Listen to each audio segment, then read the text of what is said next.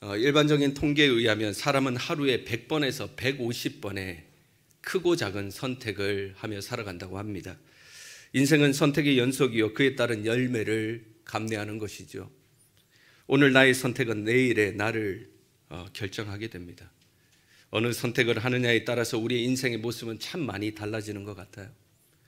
여러분들은 어떤 선택을 하며 또 어떤 열매를 거두고 살아가고 계십니까? 저는 올겨울에 참 중요한 선택 한 가지를 했어요. 아파트 청약을 처음으로 지원을 한번 해봤습니다. 올 겨울에 그 고양시에서요 2군데 이제 청약이 뜬 거예요. 한 군데는 창릉이고 한 군데는 장항이었어요. 근데 둘 중에 하나만 지원을 할 수 있었던 겁니다. 하나님께서 저에게 물질을 주진 않으셨지만 다산의 축복을 주셔서 자녀가 많잖아요. 자녀가 많으면 유리하다고 해서 한번 지원을 해보게 됐어요.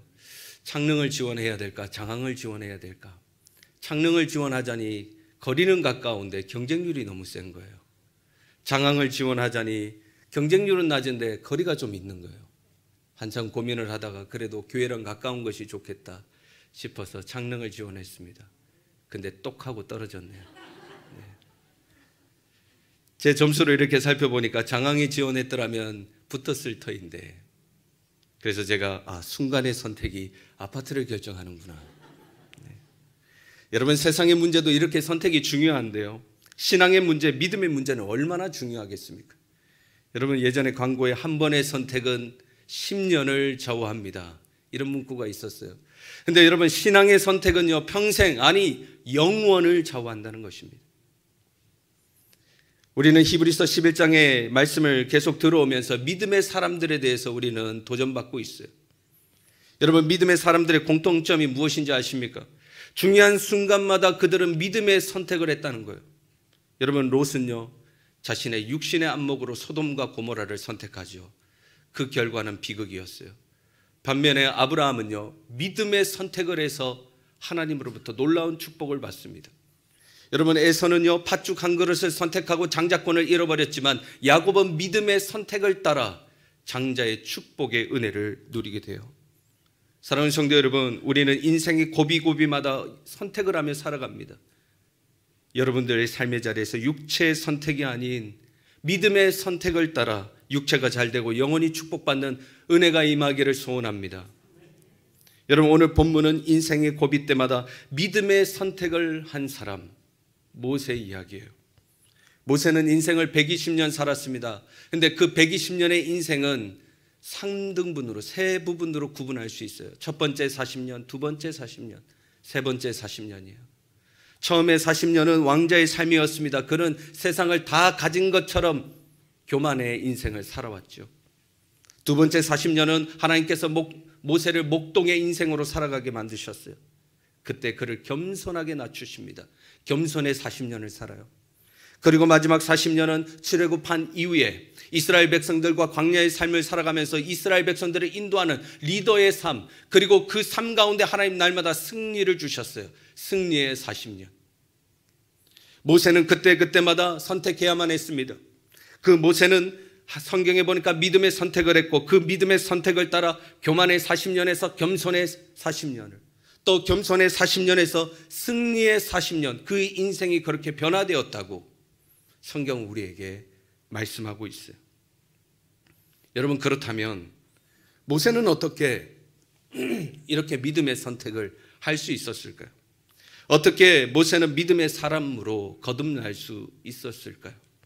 오늘 본문은 모세가 믿음의 사람이 되었던 세 가지의 선택, 세 가지의 방법을 우리에게 소개하고 있어요. 첫째, 우리는 세상의 가치를 포기할 때 믿음의 사람이 될 수가 있습니다.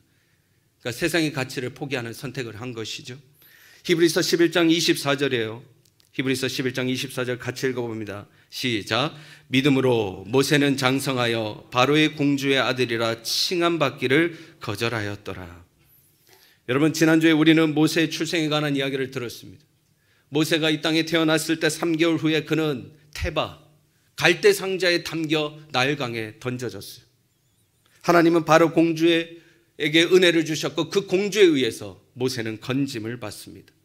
모세는요, 어린 시절 애굽의 공주의 아들로 왕자의 삶을 살아오게 된 거예요. 당대 최고의 나라에서 최고의 권력과 명예와 부를 누리는 삶, 금수저의 인생을 살아오게 됩니다. 그런데 모세가 이 성장하는 과정 가운데 그가 장성하게 되었을 때 그의 정체성에, 그의 출신이 무엇인지 깨닫게 돼요.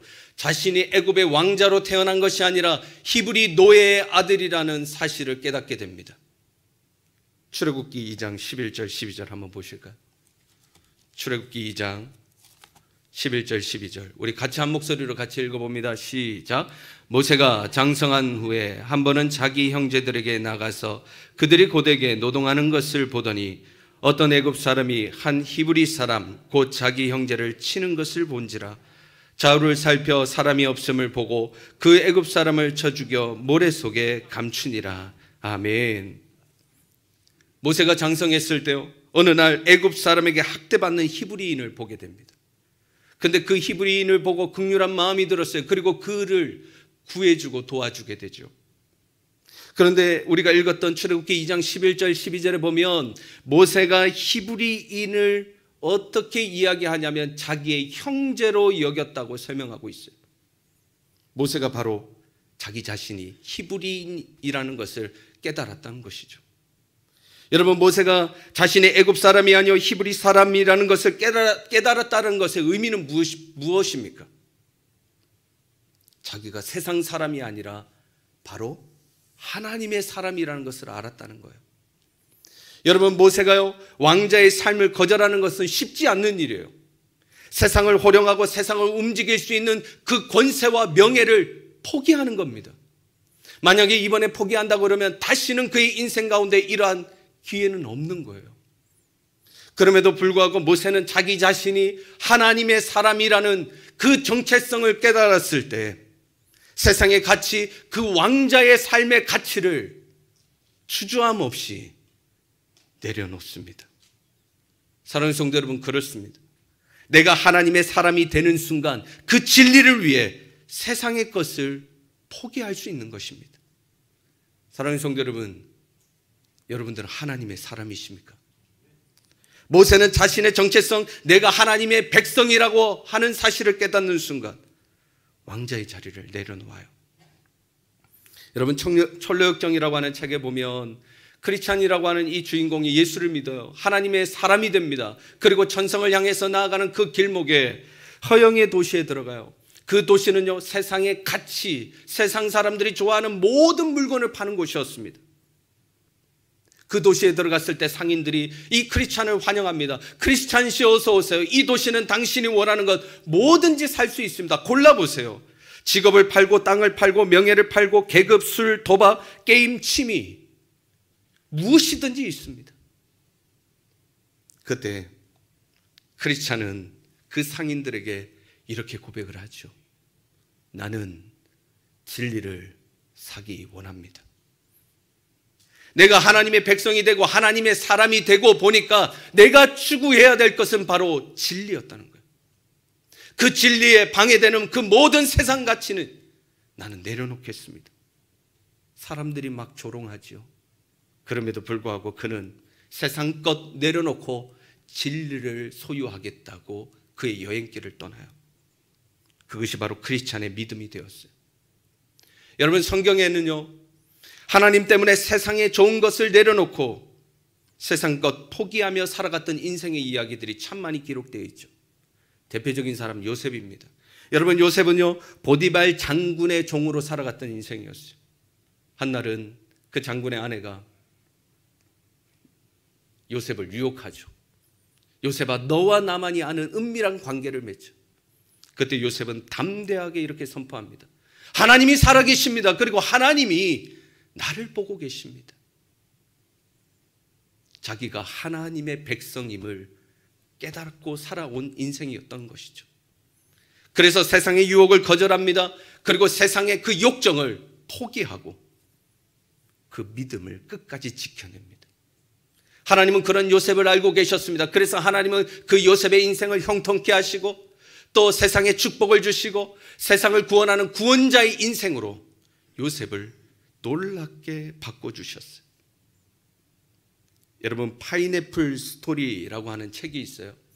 그 책에 보면 미국의 한 선교사님이 네덜란드령 뉴기니아에 선교하러 가십니다. 그 땅에 가서 약국을 세우고 상점을 세우고 학교를 만들어서 원주민들을 위해서 최선을 다해서 선교하십니다. 그러던 어느 날 선교사님이 파인애플이 먹고 싶은 거예요. 그래서 원주민들의 도움을 받아서 파인애플 나무를 심고 농장을 만듭니다.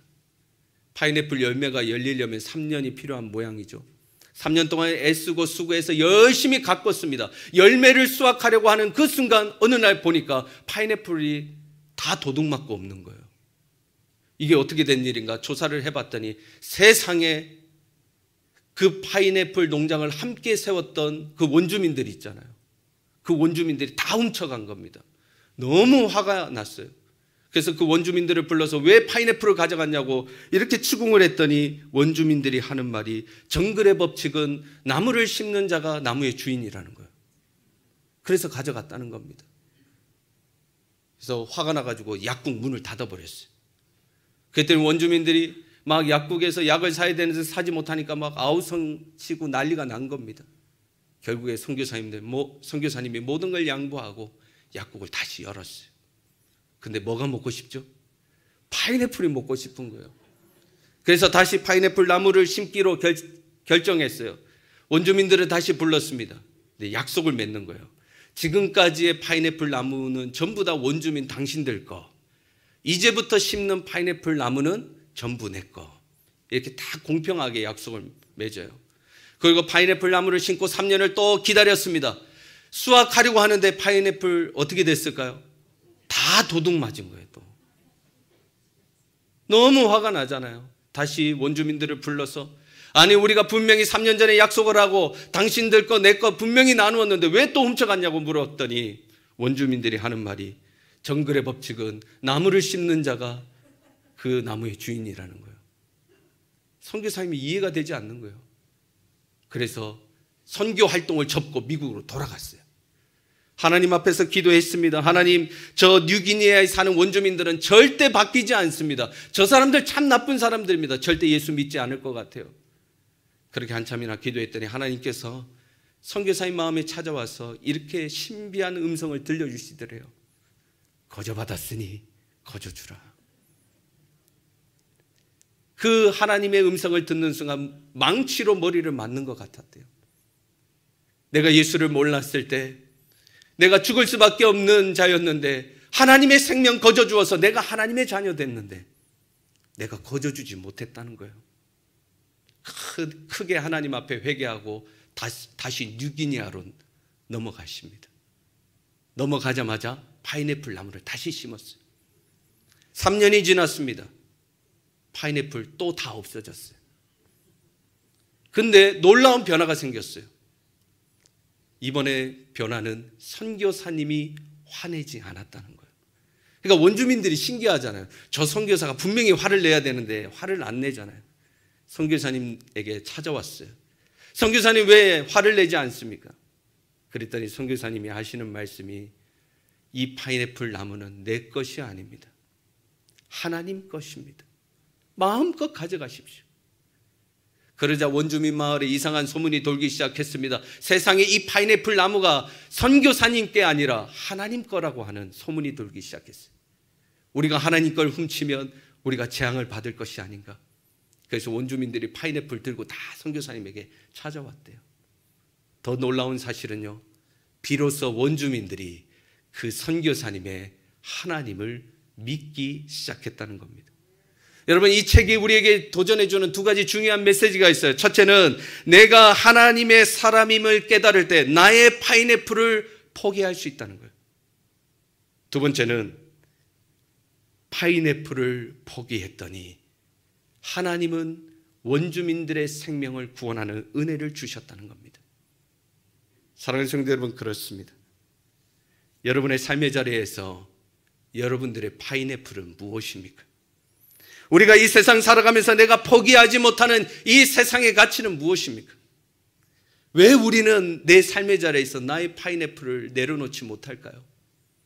어쩌면 내가 하나님의 사람임을 망각하고 살아가고 있기 때문은 아닙니까? 모세는 하나님의 사람이 되고 나서 왕자의 삶을 내려놓고 포기할 때 하나님은 출애굽의 사명과 비전을 모세에게 맡기셨다는 사실이에요. 사랑하는 성도 여러분, 우리가 하나님의 사람임을 기억하고 세상같이 내려놓으면 하나님은 우리에게 더 큰 축복을 주시고 더 큰 사명과 더 큰 비전을 주실 줄로 믿습니다. 이번 한 주간 살아가실 때 주님, 내 파인애플이 무엇입니까? 내 파인애플을 내려놓고 하나님이 주시는 더 큰 사명과 은혜를 누리게 하여 주옵소서. 그렇게 기도하는 저와 여러분 되길 간절히 소원합니다. 두 번째, 우리는 공동체의 삶을 추구할 때 믿음의 사람이 될 수 있습니다. 우리는 공동체의 삶을 선택해야 된다는 것이죠. 히브리서 11장 25절의 말씀입니다. 25절 우리 같이 읽어보도록 하겠습니다. 시작. 도리어 하나님의 백성과 함께 고난받기를 잠시 죄악의 낙을 누리는 것보다 더 좋아하고. 아멘. 여러분, 모세는 왕자의 삶을 포기하고 난 이후에 하나님의 백성과 고난받기를 기뻐했다라고 말씀하고 계세요. 모세는 이스라엘 백성들을 이끌고 출애굽하고 난 이후에 광야에서 살았습니다. 여러분, 광야에서는요, 그들이 굶주려야만 했어요. 광야에서 낮의 더위와 밤의 추위를 견뎌야만 했고요, 40년 동안 발이 퉁퉁 부르트도록 모세는 이스라엘 백성들과 걷고 또 걸어야만 했어요. 그럼에도 불구하고 모세는 이 공동체 식구들 이스라엘 백성들과 함께 살아가는 그 고난의 삶을 기뻐하고 행복했다고 이야기하고 있습니다. 여러분, 너무 이상하지 않아요? 그 애굽의 좋은 것들, 그 애굽의 편한 것들, 그거 다 외면하고 고난과 역경을 감수하면서 이스라엘 백성들과 고난의 그 땅을 걸어가는 것을 즐거워하다니, 왜 그렇게 했을까요? 여러분, 26절 상반절에 보면요, 그 힌트가 나옵니다. 26절 상반절에 보면 이는 그리스도를 위한 수모였더라. 백성과 함께 고난받는 삶, 그것이 그리스도를 위하는 삶이었다는 거예요. 그것이 바로 예수의 삶이었다는 것입니다. 여러분, 예수님의 삶을 기억해 보십시오. 예수님은 이 땅에 오셨을 때요, 그 왕대심의 자리를 내려놓고 가난한 자, 고통받는 자, 눈물 흘리는 자, 억울한 자들과 함께 그들을 위로하셨으며 그들을 치유하셨으며 그들과 함께 공동체를 만들어가는 삶을 예수님은 사셨어요. 물론 모세는 예수님을 몰랐겠죠. 시대적으로 안 맞잖아요. 그럼에도 불구하고 모세가 그 애굽의 왕자의 삶을 내려놓고 이스라엘 백성들과 함께 광야에서 그들을 위로하고 그들을 축복하며 그들을 하나님의 땅으로 인도했던 그 고난의 여정, 그 공동체의 삶은 예수 그리스도의 삶과 같았으며 그것은 바로 믿음의 삶이었다고 히브리서 기자는 우리에게 도전하고 있는 것이죠. 여러분, 우리가 온전한 믿음 생활이라고 할 때는요, 두 가지를 들 수가 있어요. 하나는 예배입니다. 두 번째는 공동체 모임이에요. 여러분, 예배는요, 우리 안에 하나님을 채우는 것입니다. 우리가 은혜를 받잖아요. 우리 안에 하나님을 채우는 것, 그게 예배예요. 그 다음에 공동체 모임은요, 우리 안에 채워진 그 하나님을 나누는 겁니다. 하나님을 채우고 하나님을 나누는 것, 이게 온전한 믿음 생활이에요. 그래서 여러분, 이 예배뿐만 아니라 공동체 모임이 참 중요한데 요즘에는 예배는 드리는데 공동체를 간과하고 있는 분들 참 많습니다. 코로나 시대 때 목장이 허물어진 곳이 참 많지요. 그럼에도 불구하고 여러분, 온전한 신앙생활을 위해서 예배도 회복하고 공동체도 회복하는 그 은혜가 있길 간절히 소원합니다. 다윗은요, 아둘람 공동체에서요, 환난당하는 자, 억울한 자, 원통한 자, 그들을 하나님의 말씀으로 나누고 그들을 위로할 때 그들 모두는 하나님의 용사가 되고 승리의 삶을 살게 됩니다. 사도행전에 보았더니 초대교회 성도들도 함께 모여서 핍박과 고난 가운데 떡을 떼고 나누고 하나님을 찬미할 때 그들은 성령을 체험했으며 기적과 이사를 행하는, 기적과 이사를 경험하는 그런 삶을 살아가게 돼요. 여러분, 오늘 본문의 모세는요, 광야에서 하나님을 선포하고 이스라엘 백성들을 주님의 마음으로 위로할 때 그들은 홍해 바다를 갈랐으며 그 땅 가운데서 만나를 먹었으며 불기둥, 구름기둥을 체험하고 아말렉과 같은 광야의 싸움꾼들과 날마다 전쟁을 치러야 됐지만 한 번도 실패하지 않고 승리했다는 사실, 우리는 기억합니다. 사랑하는 성도 여러분, 고난 가운데 공동체 안에서 하나님을 나누십시오. 그리하면 여러분의 홍해는 갈라질 것입니다. 여러분들은 광야 가운데 만나를 먹을 것입니다. 구름 기둥과 불 기둥을 체험할 것입니다. 여러분들의 전쟁 가운데 여러분들은 승리하게 될 줄로 믿습니다. 저는 작년 1년 한 해 동안 남성 제자반이라는 것을 운영했어요. 40대 남성 8명을 콜링했습니다. 이제 홍익교회 작년 다음 세대를 키우기 위해서 영적으로 지적으로 그들과 함께 훈련하기 위해서 8명을 콜링해서 매일 주일 저녁 말씀과 찬양과 기도하는 시간을 가졌어요. 이제 처음에 제가 콜링할 때는 과연 제가 콜링하면 응답하는 사람이 있을까? 또 이 모임이 지속이 될까? 여러분, 주일 저녁은 얼마나 고단합니까? 우리 형제들은 내일 또 출근해야 되고, 저는 하루 종일 사역하고 얼마나 피곤한 시간이에요. 그래서 반신반의한 마음으로 시작은 했어요. 그럼에도 불구하고 그 모임을 악착같이 지켜나갔습니다. 한 1년 정도 되니까요, 놀라운 변화가 일어나기 시작했습니다. 우리 집사님들은 어떤지 모르겠지만 제 안에요, 지치고 상처받았던 마음들, 또 목회하면서 어려웠던 그 마음들이 그 모임 안에서 치유되고 회복되고 기쁨의 영이 제 안에 샘솟는 것을 경험하게 됐어요. 그래서 요즘에는요, 그 형제들이 평일에도 너무 보고 싶어요. 40대 남성들이 보고 싶어요. 교회에서도요, 옷깃만 스치면요, 그냥 너무너무 반가워요. 아, 셀을 하는 기쁨이 이거구나. 제가 요즘에 맛보고 있습니다. 여러분, 그렇습니다. 공동체 안에서 고난을 나누고 아픔을 나누고 눈물을 나누면요, 여러분의 삶의 자리에 믿음의 사건이 일어나게 될 줄로 믿습니다. 사랑하는 성도 여러분, 공동체를 회복해서 믿음의 사람으로 거듭나는 저와 여러분 되시길 간절히 소원합니다. 세 번째, 우리는 상주심을 바라볼 때 믿음의 사람이 될 수 있습니다. 우리는 하나님의 상주심을 바라봐야 된다는 거예요. 히브리서 11장 26절의 말씀이에요. 한 목소리로 같이 읽어봅니다. 시작. 그리스도를 위하여 받는 수모를 애굽의 모든 보화보다 더 큰 재물로 여겼으니 이는 상주심을 바라봄이라. 아멘. 모세는 왕자의 삶을 박찼습니다. 그리고 하나님의 백성들과 함께 고난을 즐거워한다고 그랬어요. 거기에서 멈추지 않고 모세는 그리스도를 위해서 받는 수모를 애굽의 재물보다 더 귀하게 여겼답니다. 여러분, 참 바보 같지 않아요? 고생을 재물보다 더 귀하게 여기다니요. 26절의 끝에 보면 왜 모세가 이런 선택을 했는지 성경은 분명히 우리에게 증거하죠. 이는 상주심을 바라봄이라. 모세는 하늘의 상급을 보았다는 거예요. 애굽의 왕자와 재물을 뒤로하고 고난과 고생의 길을 걸었던 단 하나의 이유, 애굽의 것과는 비교도 할 수 없는 하늘의 상급, 영광의 상급을 모세는 봤기 때문에, 모세는 알았기 때문에 그 고난의 길을 담대히 걸어갈 수 있었던 것이죠. 히브리서 11장 6절은 믿음에 대해서 이렇게 설명합니다. 믿음이 없이는 하나님을 기쁘시게 못하나니 하나님께 나아가는 자는 반드시 그가 계신 것과 또한 자기를 찾는 자들에게 상 주시는 이심을 믿어야 할지니라. 여러분, 모세는 두 가지 믿었다는 거예요. 하나님이 살아계심을 믿었고요, 두 번째는 자기를 찾는 자들에게 하나님은 상 주신다, 그 사실을 확신했다는 겁니다. 그래서 모세는 왕자의 명예와 애굽의 보화보다도 하나님을 따라간 것이죠.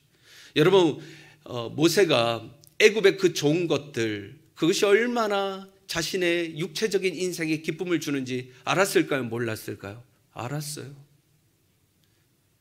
이미 모세는 40년 동안 왕자로 살아왔잖아요. 그 애굽의 삶이 그의 삶을 얼마나 풍족하게 한다는 것을 누구보다도 잘 알고 있었어요.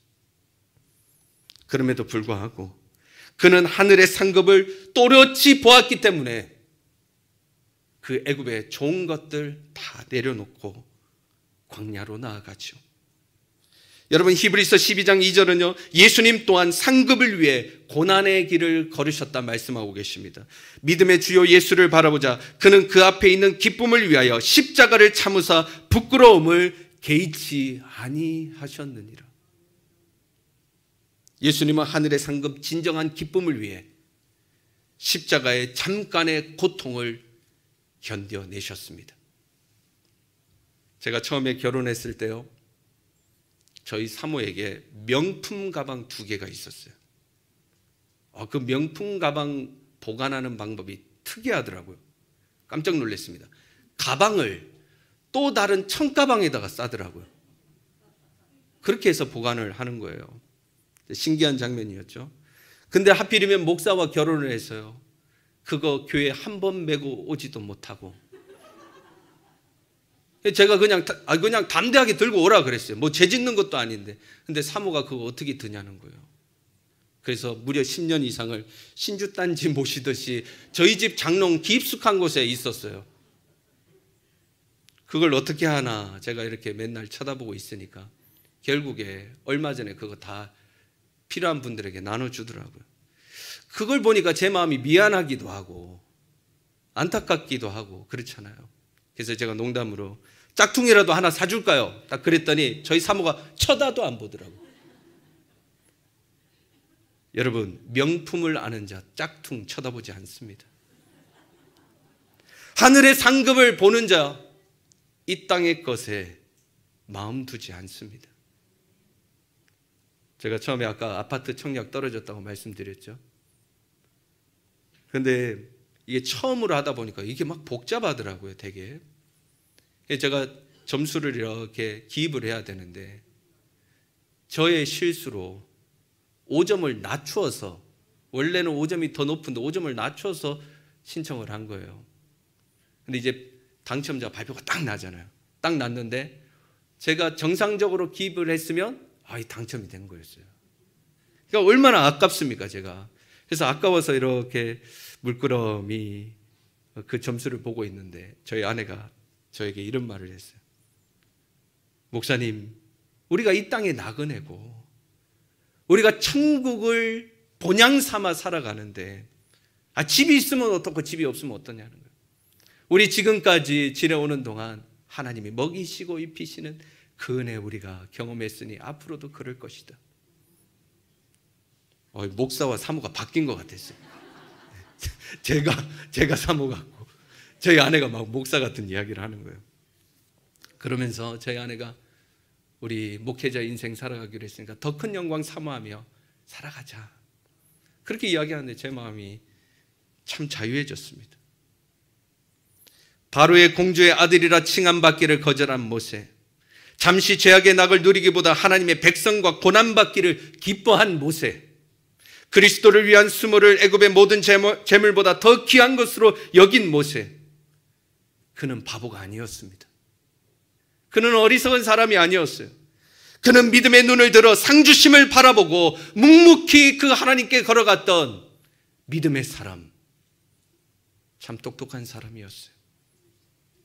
사랑하는 성도 여러분, 여러분의 인생은 어떠하십니까? 이 세상의 재물을 사모하며 살아가십니까? 하늘의 상급을 사모하며 살아가십니까? 땅을 쳐다보는 자, 이 세상의 재물을 사모하는 자들이고요, 하늘을 바라보는 자, 하늘의 상급을 사모하며 살아가는 자들입니다. 사랑하는 성도 여러분, 여러분들의 믿음의 눈을 들어 하늘을 바라보십시오. 그리하면 상 주시기 원하시는 하나님의 영광을 여러분들은 보게 될 것입니다. 오늘 우리는 모세 이야기를 나누었어요. 믿음의 선택이 무엇인지 우리는 생각해 보았습니다. 여러분의 삶 속에서 여러분들은 무엇을 포기하며 또 무엇을 선택하며 살아가고 계십니까? 어떻게 해야 우리는 수많은 선택 가운데 100번에서 150번 정도 하루에 선택을 한다 그랬잖아요. 어떻게 우리는 믿음의 선택을 하며 살아갈 수 있을까요? 미국의 한 교도소에서 한 사형수가 신문지 한 장을 쥐고 어느 날 하염없이 눈물을 흘렸어요. 그 신문지 속에는요, 미국 22대 대통령 클리브랜드의 취임이라고 적혀 있었어요. 교도관이 그 모습을 보고 사형수에게 묻습니다. 왜 그렇게 울고 계십니까? 그랬더니 사형수가 이렇게 고백을 했어요. 지금 대통령으로 취임하고 있는 클리브랜드와 나는 어릴 적 친구였습니다. 우리는 젊은 날 방탕한 삶을 살았죠. 어느 날 도박장으로 그날도 같이 가고 있는데 우연찮게 교회를 발견합니다. 클리브랜드는 양심의 가책을 느꼈는지 잠시 교회에 들어가서 기도하자 그랬는데 저는 그것을 거절했어요. 그것이 우리의 운명을 갈라놓았습니다. 여러분, 그렇습니다. 클리브랜드와 친구는요, 술과 도박에 빠져있는 그러한 사람들이었어요. 그런데 클리브랜드는 교회에 들어가서 새로운 삶을 선택했고, 반면에 친구는 여전한 방탕한 삶을 선택했어요. 그 선택에 따라 한 사람은 사람을 살리고 나라를 살리는 대통령이 되고, 또 다른 사람은 죽음을 기다리는 사형수가 되었다는 거예요. 여러분들은 수많은 인생의 갈림길에서 어떤 선택을 하며 살기를 원하십니까? 진리를 위해 세상의 가치를 포기하고 공동체와 함께 고난받기를 사모하며 상주심을 바라보는 삶, 그것은 모세의 선택이었고 믿음의 선택이었어요. 사랑하는 성도 여러분, 오늘 본문은 이 모세의 선택이, 이 믿음의 선택이 우리의 선택이 되어야 한다고 말씀은 우리에게 도전하고 있습니다. 이번 한 주간 살아가실 때 여러분들 육체를 따라 육체의 선택을 하는 것이 아니라 믿음을 따라 믿음의 선택을 해서 믿음의 사람이 되고 승리의 사람이 되는 우리 홍익의 모든 성도들 되길 주님의 이름으로 축원합니다. 기도하겠습니다.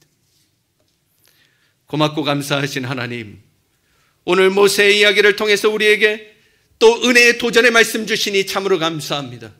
하나님, 우리는 인생의 수많은 기로에서 선택하며 살아갈 수밖에 없는 존재들입니다.